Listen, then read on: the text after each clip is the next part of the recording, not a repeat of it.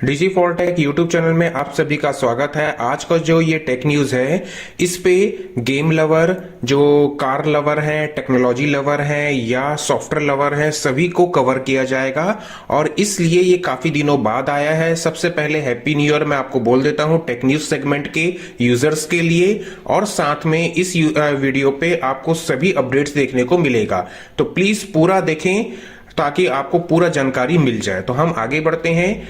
इस चैनल पे आपको आगे बढ़ने से पहले मेरा हमेशा से जो रिक्वेस्ट रहता है, प्लीज मेरे चैनल को मोनेटाइज करने में हेल्प करें। उसके लिए आपको सिंपल सा काम करना है, चैनल को सब्सक्राइब करना है, इस वीडियो को लाइक करना है, वीडियो को शेयर करना है, मुझे सारे सोशल प्लेटफॉर्म पे फॉलो करना है। महिंद्रा अपना XUV 400 इलेक्ट्रिक SUV लॉन्च कर रहा है और महिंद्रा का टारगेट है कि वो फर्स्ट ईयर पे ही 20,000 यूनिट सेल कर लेगा। इसका जो ऑफर पीरियड है, मतलब जब ऑफर वाला लॉन्च प्राइस है, वो 16 लाख रखा गया है, 50,000 का छूट है। जैसे ही ये ऑफर पीरियड खत्म हो जाएगा उसके बाद ये 16.5 लाख का पड़ेगा। इसमें आपको 34.5 किलोवाट की बैटरी मिल रही है जो कि 375 किलोमीटर का रेंज निकाल के देगा। इसमें एक टॉप वेरिएंट भी आने वाला है जो लीक के अकॉर्डिंग 19 लाख का रहेगा। उसमें आपको 450 किलोमीटर का जो रेंज मिलेगा और उसमें आपको 47 किलोवाट तक की बैटरी देखने को मिल सकती है। सैमसंग का ISO सेल HP2 जो कैमरा सेंसर है, ये सैमसंग के S23 सीरीज के साथ अनवील होने वाला है। इसका साइज है 200 मेगापिक्सल। अब सैमसंग अपनी फ्लैगशिप पे लेके आ रहा है तो जाहिर सी बात है आपको परफॉर्मेंस क्वालिटीज तो देखने को मिलेगा ही, क्योंकि फ्लैगशिप सेगमेंट पे ज्यादा कुछ करने को होता नहीं है। बेसिकली एक टॉप नॉच प्रोसेसर होता है जो स्नैपड्रैगन की तरफ से आता है, वो हर कंपनी लगाता है। उसके बाद कैमरा को इंप्रूव कर देता है और डिस्प्ले, 2 ही 3 चीज है, और IP रेटिंग। बाकी इसके नीचे के सभी फीचर्स तो आपको अपर मिड रेंज पे आराम से देखने को मिल जाते हैं। तो यही 3 मेजर डिफरेंस होता है जो फ्लैगशिप को जो अपना अपर मिड रेंज से डिफरेंशिएट करता है। नूबिया का रेड मैजिक 8 प्रो सीरीज जो है, ये 8 Gen 2 SoC के साथ आएगा 55,000 के प्राइस वैल्यू के साथ। अगर आप गेम खेलते हैं तो आपके लिए ये अच्छी डील है, और बाकी यूजर्स के लिए बेकार मॉडल है जिसका कोई यूज नहीं है, क्योंकि केवल जो गेम खेलता है ये उनके लिए है। Higher battery, high refresh rate, अच्छी डिस्प्ले और टॉप नॉच प्रोसेसर। अगर दूसरे पॉइंट ऑफ व्यू से सोचा जाए तो कैमरे जस्ट एवरेज रहते हैं, लुक्स अच्छे रहते हैं, बट डिपेंडिंग बहुत बल्कि रहता है ये फोन्स। और आपको इसमें 12 GB रैम, 256, 16 GB रैम, 512, 2 ही वेरिएंट देखने को मिल जाएगा 55,000 और 60,000 के प्राइस टैग के साथ।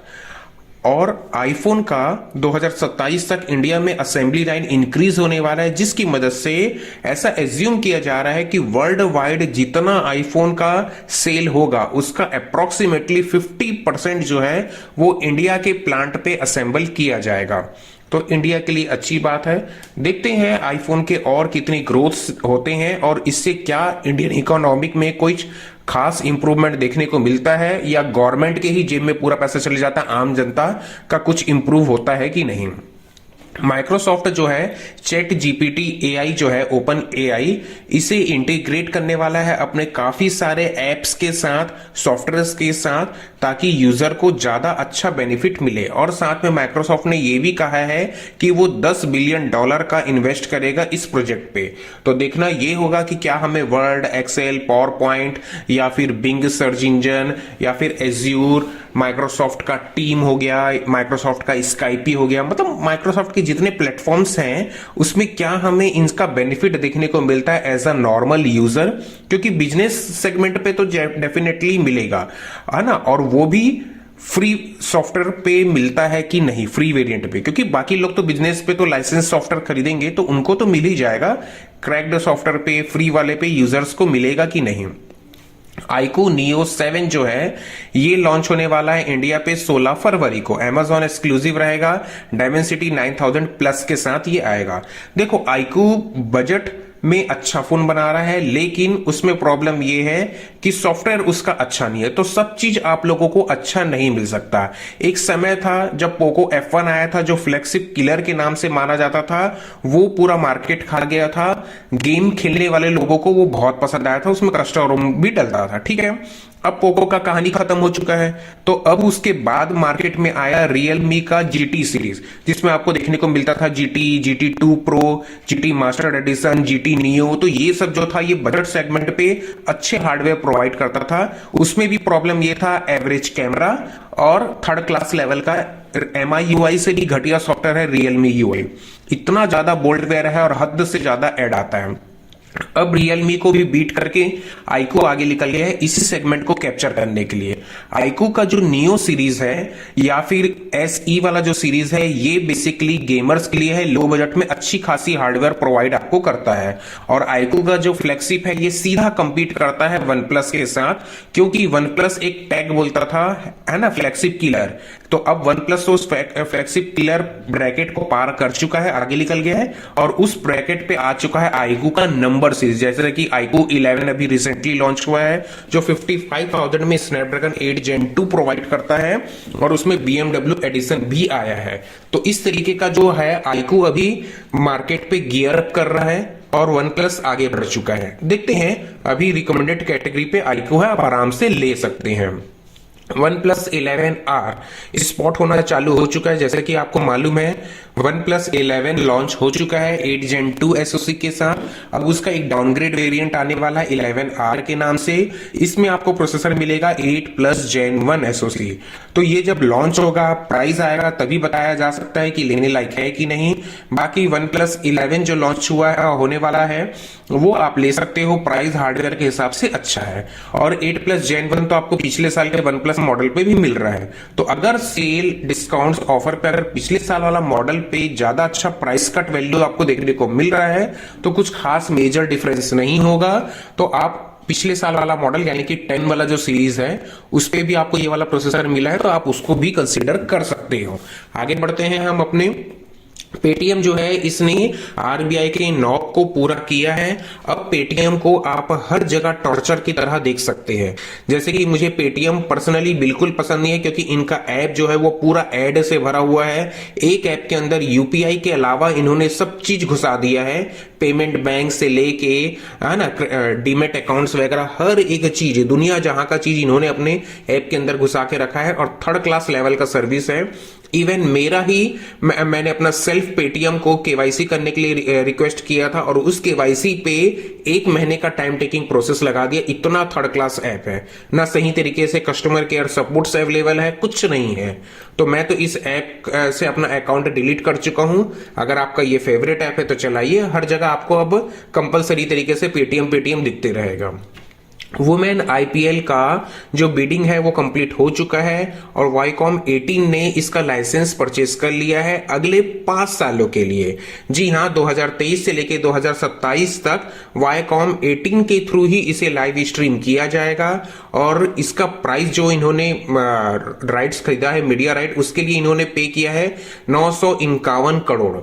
और इस पे आपको मैच देखने को मिलेगा मार्च पे। और देखने वाली बात होगी कि ये जो है women IPL league first time start हो रहा है तो मार्च से स्टार्ट हो जाएगा। डेफिनेटली मैं इसे देखूंगा क्योंकि ट्रेडिशनल आईपीएल अब कुछ बोरिंग हो चुका है। 8 टीम से 10 टीम बना दिए, 12 टीम, अब वो बोर हो गए हैं। उसमें कुछ क्रिएटिविटी टाइप का फंडा देखने को नहीं मिलता। बस आप टीवी एड, फ्रेंचाइजीज की एड, बोर्ड एड ही देखने के लिए रह गया है वो। ठीक है, आगे बढ़ते हैं। Amazon का प्राइम लाइट सब्सक्रिप्शन भी स्पॉट हुआ है। जैसे कि आप लोगों को मालूम था कि पहले 999 रुपीज में Amazon ये सर्विस अप्लाई करता था, फिर 50% बूस्ट होने के बाद 1500 रुपए इसका प्राइस हो गया। अब वापस से ये 1000 रुपए में आएगा बट लाइट वेरिएंट रहेगा। मेजर डिफरेंस यही रहेगा कि इसमें आपको डिवाइस की लॉगिंग लिमिट रहेगी 2 डिवाइस और कंटेंट लिमिट रहेगा 480p विद एड, है ना। और साथ में आपको म्यूजिक, Amazon म्यूजिक नहीं मिलेगा, 1 डे डिलीवरी नहीं मिलेगा, 2 दिन का डिलीवरी मिलेगा। तो ये सब चीज थोड़ा सा कट डाउन किया गया है और 1000 रुपए पे लाके दिया गया है।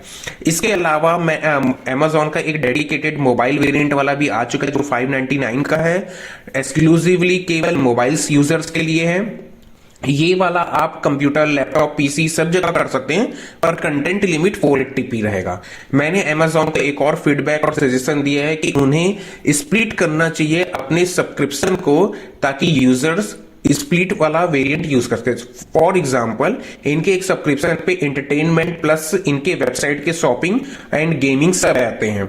तो किसी यूजर को अगर केवल गेमिंग पसंद है तो वो केवल गेमिंग वाला सब्सक्रिप्शन लेगा, किसी को अगर केवल एंटरटेनमेंट पसंद है तो वो प्राइम वीडियो, प्राइम म्यूजिक ये लेगा, या फिर किसी को केवल शॉपिंग करना है यानी कि इनके अमेजॉन वेबसाइट से वन डे डिलीवरी तो वो लेगा। तो इस टाइप के स्प्लिट सब्सक्रिप्शन अवेलेबल होने चाहिए।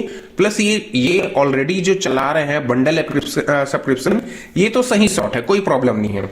लेकिन आपको मैं सजेस्ट करूंगा 1500 वाला सब्सक्रिप्शन लो, उसमें आपको अमेजॉन का क्लाउड गेमिंग का भी सर्विस इंटीग्रेट किया गया है और भी बहुत सारे फीचर्स ये ऐड ऑन कर रहा है, तो अच्छी बात है। YouTube जो है वो लाइव स्ट्रीमिंग की लाइसेंस परचेस कर लिया है यूएस के लिए, लेकिन इंडिया मार्केट में हमें देखने को मिलता है कि नहीं, ये फ्यूचर वाली बात है। देखते हैं क्या आता है इंडिया के लिए। सैमसंग गैलेक्सी S23 सीरीज पे 2 नए कलर स्पॉट हुए हैं, साथ में S पेन। अब जो S पेन है वो सैमसंग के S23 लाइनअप में मिलेगा, फोल्ड में मिलेगा, फ्लिप में तो पॉसिबल नहीं है क्योंकि स्पेस की कमी होती है।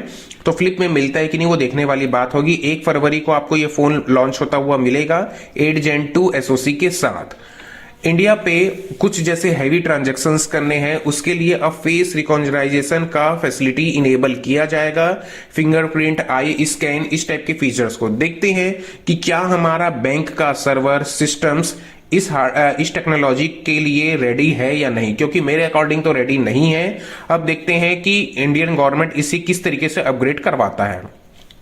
टेंसेंट को बाईपास करने के लिए या तो नेक टू नेक compete करने के लिए वीचैट ने क्या किया है कि वो अब टिकटॉक के जैसे फीचर्स लेके आने वाला है अपने सोशल प्लेटफॉर्म में। अगर आप नहीं जानते तो मैं बता दूं कि वीचैट जो है वो सेम है व्हाट्सएप की तरह। मतलब व्हाट्सएप तो चाइना में बैन है, तो वहां चलता है कम्युनिकेशन के लिए वीचैट, और वीचैट का number of amount user most of the popular case पे है ना, सबसे ज्यादा यूज होता है। तो आप इस तरीके से समझ सकते हैं सिंपल वे पे कि इंडिया पे सडनली व्हाट्सएप बोलेगा कि मैं अब रील्स लेके आ रहा हूं, टिकटॉक वीडियो, शॉर्ट्स वीडियो आप अपलोड करो, वो लेके आ रहा हूं, ताकि मार्केट जो है वो एक ही बार में इफेक्ट करे। तो इस कॉन्सेप्ट से लेके आ रहा है। देखते हैं, हमें तो देखने को मिलेगा नहीं तो क्या देखना है यार। चलो आगे बढ़ते हैं। डेविल मैक क्राई 5 का स्पेशल एडिशन आपको जनवरी 2023 पे मिल जाएगा। इसमें कुछ एडिशनल डीलक्स जो फीचर्स हैं अनलॉक करके मिलेंगे, तो आप अगर खेलना चाहते हैं तो डेफिनेटली खेल सकते हैं। 2500 रुपए इसका प्राइस है। वीवो का एक्स फ्लिप फोन जो है ये भी सिमिलर डिजाइन के साथ स्पॉट हो चुका है, और सैमसंग से काफी अच्छा इसका लुक है और काफी स्लिम है, और इसका हिंच जो है वो सैमसंग से काफी आगे है। तो सैमसंग अभी तक मार्केट लीड कर रहा था। देखने वाली बात होगी कि जितने चाइनीज प्लेयर अपने डिवाइस लेके आएंगे वो सैमसंग को कितना पीछे करते हैं। वीवो का फ्लिप वाला फोन भी स्पॉट हो चुका है। आप देख सकते हैं कुछ इस टाइप का डिजाइन आपको देखने को मिल जाएगा, और इसमें जाइज वाला कैमरा का लोगो दिख रहा है, तो इसका मतलब जाइज कैमरा ऑप्टिमाइजेशन आपको मिल जाएगा। गूगल टीवी का एक रिमोट आ रहा है जो कि इंडोर लाइटिंग के साथ भी चार्ज हो जाएगा। तो अच्छा कॉन्सेप्ट है, काफी हमें देखने को मिलना चाहिए। और केवल रिमोट नहीं, इस टेक्नोलॉजी को एक्सपांड होना चाहिए काफी सेगमेंट्स पे। जैसे कि घर में आपके पास वॉल क्लॉक है जिसमें आपको AA बैटरी लगाना पड़ता है। इस टाइप के जो बेसिक से इक्विपमेंट्स हैं जो घरेलू यूज पे होते हैं वो टीवी वाले सेगमेंट्स पे इसी तरीके से इवॉल्व होने चाहिए। और सोलर पैनल वाला चार्जिंग जो फीचर है वो सभी जगहों में आना चाहिए, बेसिक छोटे मोटे चीजें उसके लिए। पोको X5 Pro भी स्पॉट हो चुका है। ये Redmi Note 12 Pro सीरीज का एक फोन है जिस पे आपको 778G वाला एक प्रोसेसर मिलेगा। चाइना में इसी फोन को स्पीड एडिशन के नाम से लॉन्च किया गया था, Redmi Note 12 Pro speed edition. उसमें आपको 778G प्रोसेसर मिलेगा। इंडिया में तो थकेला प्रोसेसर दिया है ना, Dimensity 1080। Dimensity 1080 जो है ये आपको निकाल के देता है 5 लाख Antutu का। और Xiaomi के लिए, यानी कि Redmi बोले, Xiaomi बोले, पोको बोले, सब एक ही चीज है, सब भाई भाई हैं। तो इनके लिए जब Redmi का नोट लाइनअप इतना इंपॉर्टेंट है तो इनको स्नैपड्रैगन प्रोसेसर के साथ ही लॉन्च करना चाहिए, क्योंकि लोग इस फोन को इसीलिए लेते हैं कस्टम रोम डालने के लिए। और इसमें इन्होंने दिया है Dimensity का 1080 जो एक नंबर का घटिया प्रोसेसर है। 5 लाख Antutu बस इसको निकाल देता है, बाकी हीटिंग नहीं होता। ये अच्छी बात है, ना कस्टम रूम डलेगा ना कुछ नहीं होने वाला है।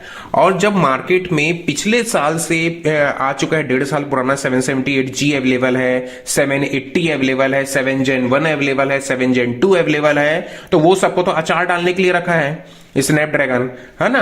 तो Redmi Mi Poco जो है ना, एक नंबर के इस साल का Realme का 10 सीरीज फ्लॉप है, बिल्कुल नहीं लेना। इस साल का Redmi का Note 12 वाला जो लाइनअप है वो भी नहीं लेना है, पूरा फ्लॉप है। जबरदस्ती का 20,000 25,000 का फोन पेल दिए हैं इन लोग, और लेने लायक यूज करने लायक है नहीं, तो सोचना भी मत ऐसा घटिया फोन लेने का, है ना। आगे बढ़ते हैं।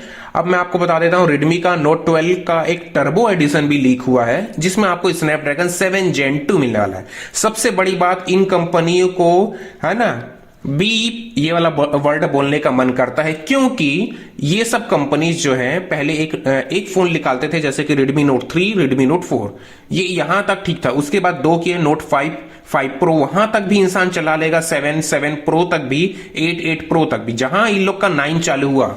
अब 3 सीरीज लाते थे, कुछ दिन के बाद एक मॉडल के अंदर ना 10 फोन लाएंगे इन लोग, है ना। वो दिन दूर नहीं, क्योंकि आज ही अभी आप देख लो Redmi Note 12 सीरीज पे 12 मिला है, 12 Pro है, Pro Max है, यानी कि प्लस है। उसके बाद एक टर्बो एडिशन है, एक स्पीड एडिशन है, फिर एक BMW एडिशन निकाल देंगे, एक लाइट निकाल देंगे, है, एक ग्लॉसी एडिशन निकाल देंगे, एक गर्ल्स एडिशन निकाल देंगे।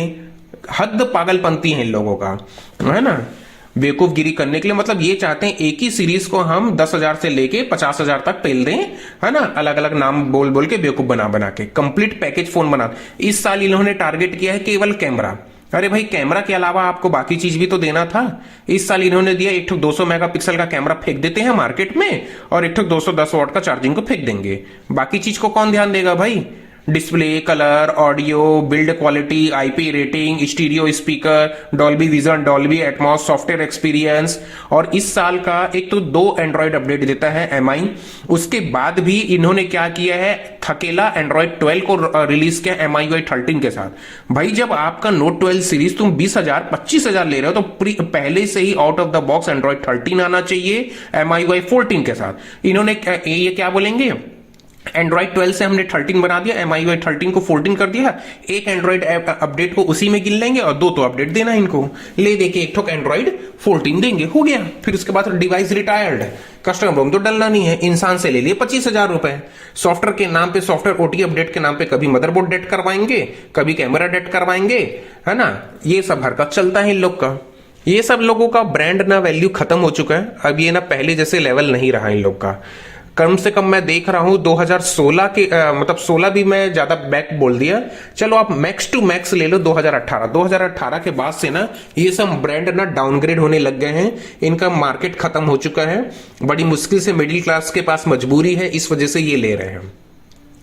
Realme अगेन ये भी पागल कंपनी आ गया है। Realme GT Neo 5 जो है, इसका 2 वेरिएंट आएगा। इसमें एक 5000 mAh के बैटरी के साथ आपको 150 वॉट चार्जिंग दे देगा, और दूसरा आ रहा है 4600 mAh बैटरी के साथ 240 वॉट। मैं बता रहा हूं आप लोगों को कि मोबाइल इंडस्ट्री में कुछ रह ही नहीं गया है। ये केवल क्या कर रहे हैं, कितना जीबी हम रैम दे सकते हैं, 16 GB, 20 GB, 50 GB, बस यहीं पर इन लोग का गेम चल रहा है। ज्यादा मेगापिक्सल का कैमरा निकालेंगे, जिसको पिक्सल बिनिंग के इससे खिंचवाएंगे, है ना, जिससे कोई मत खींचे। इसके बाद इनको चार्जिंग खेलना है। मेन कैसे सॉफ्टवेयर एक्सपीरियंस करना है, कैसे AI इंटीग्रेट करना है, बिल्ड क्वालिटी कैसे लाना है, ड्यूरेबिलिटी कैसे है, प्रीमियमनेस कैसे दिखाना है, और आफ्टर सेल सर्विस कैसे देना है, वो सब नहीं, वो सब तो करना ही नहीं है। बस 15 दिन के लिए फोन लॉन्च करना है, 15 दिन के बाद तो फेंक देना, मार्केट में नया फोन ला देना है ना। यही हरकत है इन लोग का। टाटा जो है वो 12 कार लॉन्च करने वाला है, उस 12 में से 5 इलेक्ट्रिक व्हीकल होगा, और टाटा का ये भी टारगेट है कि 50,000 EV वो बेच लेगा, है ना, 2026 तक। तो बहुत अच्छी बात है, टाटा एक ट्रस्टेड कंपनी है, और टाटा के पास ऐसे काफी सारे व्हीकल्स आने चाहिए, और मार्केट को ये पूरी तरह से डोमिनेट कर सकता है, इतना पावरफुल कंपनी टाटा है। गूगल में आपको ई सिम का फैसिलिटी जल्दी देखने को मिलेगा। इसका मतलब जब गूगल ने बोल दिया कि मैं ई सिम फैसिलिटी लाने वाला हूं, मतलब सब मैन्युफैक्चरर्स के फोन पे आपको अब सिम स्लॉट भी गायब होता हुआ मिल जाएगा। पहले तो ये आईफोन पे आया है। कभी भी अच्छा चीज को इन लोग आईफोन से अडॉप्ट नहीं करते हैं। जो भी गंदा चीज है 3.5 mm जैक हटाना या फिर आयर ब्लास्टर हटाना, मेमोरी कार्ड हटाना, स्टोरेज हटाना, चार्जर हटाना, गंदा चीज ही अडॉप्ट करेंगे। आईफोन ये भी तो देता है भाई, स्लिमलेस कनेक्टिविटी दे रहा है, बग्स फ्री ऑपरेटिंग सिस्टम दे रहा है, ऑप्टिमाइज्ड दे रहा है, लो साइज का उसका सॉफ्टवेयर अपडेट होता है, सिक्योरिटी हाई क्वालिटी की है। वो सब अच्छे चीजों को अडॉप्ट नहीं करेगा एंड्रॉइड प्लेटफॉर्म। एंड्रॉइड प्लेटफॉर्म जो है वो केवल गंदे चीजों को ही अडॉप्ट करेगा, है ना, बाकी कोई चीज के लिए बैठा नहीं है ये। Xiaomi का 13 लाइट जो है वो चाइना में स्पॉट हो चुका है स्नैपड्रैगन 7 Gen 1 SoC के साथ। तो इंडिया पे Xiaomi का इस सीरीज पे एक ही फोन आया था, वो था 11 लाइट NE 5G। अब उसका 12 भी नहीं आया है, 13 भी नहीं आया है। अब देखते हैं, चाइना में तो आया जा रहा है। इंडिया पे MI इसे लेके आएगा नहीं लाएगा, उसका मन है नहीं है, वो तो MI ही जाने। बट ये डिवाइस सीरीज जो है लड़कियों के लिए काफी अच्छा होता है क्योंकि हल्का है, और ये डिवाइस जो है लुक, ये सिंपल वर्ड में अगर मैं बोलूं तो वीवो के साथ नेक टू नेक कंपीट कर सकता है, वीवो के वी लाइनअप के साथ। क्योंकि वीवो का जो एक्स सीरीज होता है वो तो टॉप नॉच सीरीज है, तो वीवो का जो वी लाइनअप है उसे लड़कियां लेती हैं केवल रंग बिरंगा कलर, हल्का फोन, स्टाइलिश लुक, सुंदर और कैमरा। तो वो सारी चीज Xiaomi के इस सेगमेंट पे है, क्योंकि इसे चाइना में भी CV सीरीज के अंदर रिलीज किया जाता है, और CV सीरीज जो है डेडिकेटेड गर्ल्स को टारगेट करके रिलीज किया गया है। तो इंडिया पे भी तो गर्ल्स है भाई, आउट ऑफ द है अदर ग्लोबल मार्केट्स में भी तो गर्ल्स है, क्यों नहीं रिलीज कर रहा है Xiaomi बेवकूफ कहीं का इस सीरीज को। ये समझ, प्राइस आप जो भी रखो 20,000 25,000, एटलीस्ट रिलीज तो रखो। अगर किसी को वीवो से ऑल्टरनेटिव चाहिए तो वो एटलीस्ट चेकआउट तो कर सकता है। चलो छोड़ो, क्या समझाना ऐसे कंपनियों को। मारुति सुजुकी भी EVX इलेक्ट्रिक SUV लॉन्च करने वाला है 2023 पे, और ये 2025 तक, है ना, अच्छे तरीके से मार्केट पे आ जाएगा। और मारुति सुजुकी है तो जाहिर से बात है माइलेज किंग है मारुति। तो इनका ये जो लीक आया है उसके अकॉर्डिंग 60 किलोवाट आवर का ये बैटरी लगाएंगे, और इनका जो कार है वो 550 किलोमीटर का ड्राइविंग रेंज प्रोवाइड करेगा, जो कि बहुत बड़ा मार्क दे दिया है मारुति ने। क्या ये प्रैक्टिकली इस मार्क तक अचीव कर पाता है, ये तो वक्त ही बताएगा। माइक्रोसॉफ्ट जो है वो वॉल ई नाम का एक और नया AI को अनवील किया है। ये एक ऑडियो AI है जो आपको 3 सेकंड प्रॉम्प्ट के अंदर ही आपका सब काम करके देगा, तो काफी अच्छी बात है। अब AI आपको काफी सुनने को मिलेगा, और रियली तरीके से AI आपको देखने को मिलेगा। आज से आप सुनते आ रहे हैं 5 साल से कि आपके फोन के कैमरे में AI है, यहां पर AI है, बट वो गिमिक था, है ना, केवल AI लिख दिया जाता था कि यहां पर ये है वो है। एक्चुअल AI अब आप इस साल देखने को आपको मिलेगा। OnePlus Nord 3 जो है, क्योंकि OnePlus को अपना नंबर सीरीज तो भाई आसमान छूना था, 70,000 80,000 तक लेके जाना था। तो OnePlus के पास जो फ्लैगशिप सीरीज किलर वाला जो टैगलाइन था, उस टैगलाइन में कुछ तो लाना था, तो इन्होंने अपना एक सब्सिडरी Nord बना के लोगों को कंफ्यूज करने के लिए चिपका दिया मार्केट में। तो Nord 3 जो है ये Dimensity 8100 SoC के साथ आता है। इसमें आपको कलर OS मिलेगा, जो कि बेवकूफ बना के आपको ऑक्सीजन OS के नाम से बेचा जाएगा, और इसमें कुछ वाव फैक्टर बोलने वाली बात नहीं है, क्योंकि रियलमी का जो नियो सीरीज वाला जो फोन होता है GT सीरीज वाला, उसी को रीब्रांड करके ये आपको लाके देने वाले हैं। क्योंकि ओप्पो, रियलमी एंड OnePlus और नार्जो ये चारों एक ही ब्रांड के अंदर ऑपरेट होते हैं, जिनका मेन हेड है ओप्पो। ठीक है, तो आपको सॉफ्टवेयर एक्सपीरियंस भी वैसे मिलने वाला है। सेम डिवाइस को कॉस्मेटिक चेंज करके आपको दिया जाएगा, जैसे कि Xiaomi, Redmi, Poco same brand है, कॉस्मेटिक चेंज करके अपने ही डिवाइस आपको रीलॉन्च कर करके दिखाते रहते हैं। और वीवो का सेम फोन आपको आईक्यू ब्रांड के अंदर मिलता है। तो वीवो आईक्यू एक है, Xiaomi, Redmi, Poco एक है, ओप्पो, OnePlus, रियलमी और नार्जो एक है। सैमसंग तो अपना ही चल रहा है, एप्पल अपना चल रहा है, मोटरोला अपना चल रहा है। तो ये सब कहानी है कुछ ब्रांड्स के लिए। आप लोगों को लगता है कि हाँ यार मार्केट में 10 से 12 ब्रांड है, एक्चुअल में 3 या 4 ही ब्रांड है, वो बस कॉस्मेटिक चेंज कर करके आपको दिया जाता है। विंडोज 7 और 8.1 फुल्ली तरीके से डेट कर दिया गया। आप एक्स्ट्रा पैसा दो, है एक्स्ट्रा सिक्योरिटी सपोर्ट मंगो, कुछ नहीं देगा माइक्रोसॉफ्ट ने 2020 में ही इन दोनों ऑपरेटिंग सिस्टम को बंद कर दिया था। बट एक्सटेंडेड सिक्योरिटी अपडेट जो है, जो पेड वर्जन जो स्पेशली बड़े बड़े फर्म्स इन्हें प्रोवाइड करते हैं, उसके बेसिस में इन्होंने 2 साल के लिए और एक्सटेंड किया था सिक्योरिटी पैच को। बट अब फाइनली माइक्रोसॉफ्ट ने उसे भी बंद कर दिया है, और इसके लिए उन्होंने पहले ही उन्हें बता दिया था था। तो अब आपके पास अगर पैसा है तो बेस्ट सजेशन है डायरेक्ट नया पीसी लो, विंडोज 11 चलाओ।